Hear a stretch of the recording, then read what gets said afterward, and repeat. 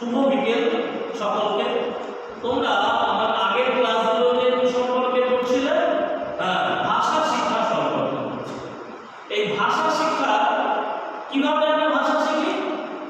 ঠিক বলেছো, বিভিন্ন পদ্ধতির মাধ্যমে আমরা ভাষা শিখি।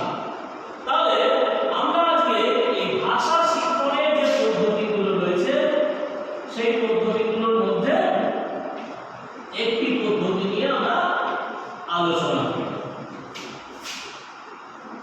ভাষা শিক্ষণের পদ্ধতিগুলির মধ্যে একটি পদ্ধতি নিয়ে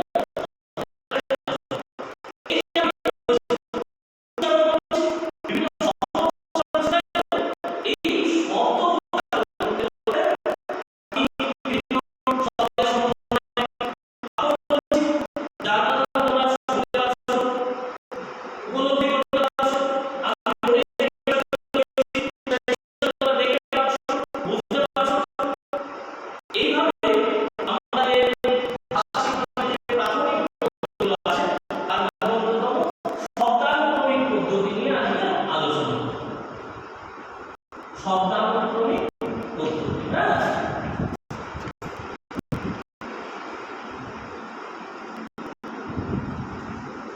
দেখো, প্রাথমিক স্তরে শিশুদের বিভিন্ন শব্দের পরিচিতি ঘটানো একজন শিক্ষকের অত্যাবশ্যক দায়িত্ব।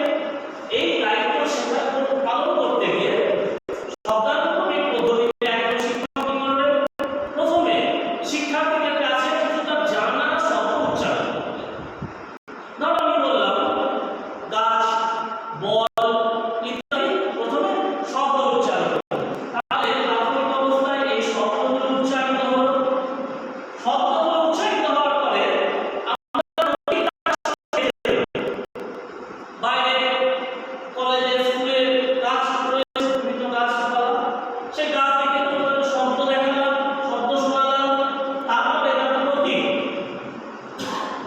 প্রতীক সম্পর্কে আমাদের একটা ধারণা তাকে দিলাম। এই প্রতীকের ধারণা দেওয়ার পরে সেই শব্দটি কিভাবে উচ্চারিত হচ্ছে সেটি তাকে শেখাবো, অর্থাৎ সঠিক উচ্চারণটা তাকে আমরা শেখাবো। এবং শেষে আরো একটি কাজ বাকি রয়ে গেছে। প্রথমে শব্দ শেখালাম, সেই শব্দটির প্রতীক শেখালাম, তারপরে কিভাবে উচ্চারিত হচ্ছে উচ্চারণ শেখালাম, এবং শেষে শেখাবো শব্দটির বানান,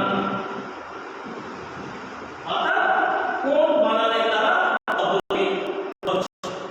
এইভাবে যে আমরা শব্দানুক্রমিক পদ্ধতির মাধ্যমে শব্দ শিখি। এটা হলো বল। বল বললাম, আমি তোমাদের একটা খেলার বল দেখালাম। তাহলে তোমরা শব্দটা শুনলে, তারপরে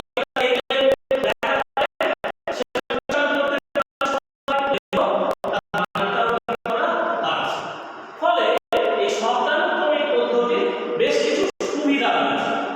এই সুবিধাগুলো কি কি?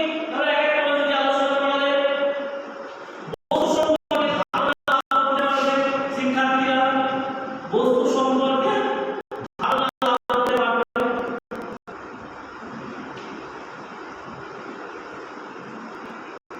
ধারণা